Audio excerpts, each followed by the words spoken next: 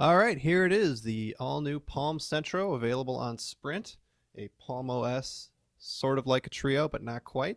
There you go. They've got some documentation, very nice, and a little battery, not too shabby, not too powerful a battery either. And there is the Centro itself. As you can see, it is very, very small.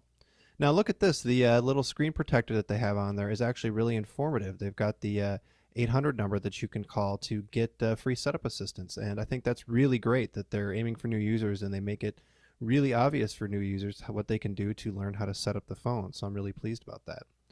So let's pop the battery in and take a look. The battery is 1150 milliamps, a very small battery. Gives you about 3.5 hours of talk time or so. And so you can see it's booting up there, and you can see there's the micro SD card slot and the infrared port on the side.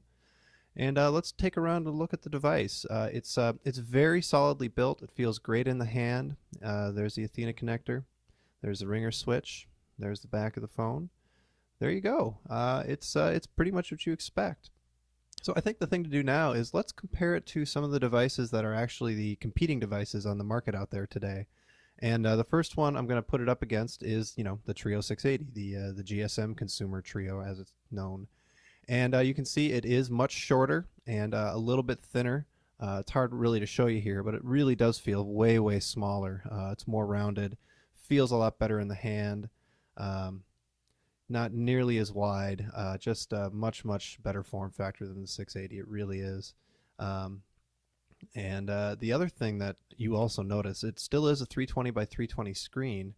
And what that does is it means that it looks much better than the 680 screen just because the pixels are packed in a much smaller space. So there you go. Let's also take a look of it next to the Blackjack. Blackjack is also on AT&T. It's sort of meant to be a media smartphone. It is not as wide or as tall as the Blackjack.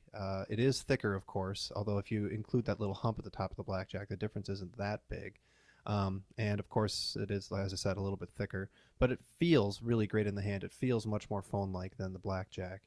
And here's another one, T-Mobile Dash, also a consumer-level smartphone. T-Mobile Dash is much thinner, but still, I still think it feels much better. Now here's the Razr 2, sort of the device that the Centro is meant to be up against. And as you can see, it is taller and thicker, of course, than the Razr, but of course, it also does quite a bit more. The really surprising thing to me, though, first of all, the screen is actually smaller in some ways than the Razrs, but the keyboard is actually in a smaller space than the regular, 10, 12 key keyboard on the Razr. The Razr's got that big keypad, and they fit a QWERTY keyboard in a smaller area overall than they had it on the Razr for its regular keyboard.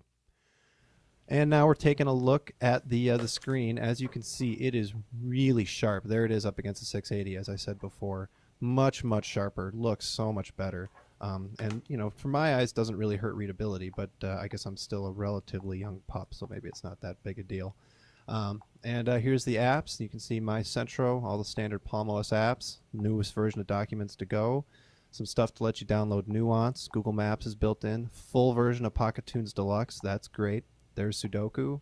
That's built in. That's kind of cute. People like that.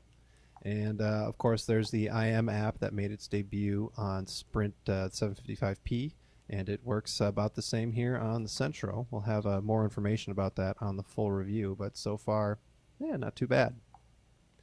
So there you go. That's what's built into the Centro, and I gotta say, I'm pretty happy with it. Oh, quick pause there. Now we're actually going to take a look at the keyboard again more closely. I know this is the big question on it.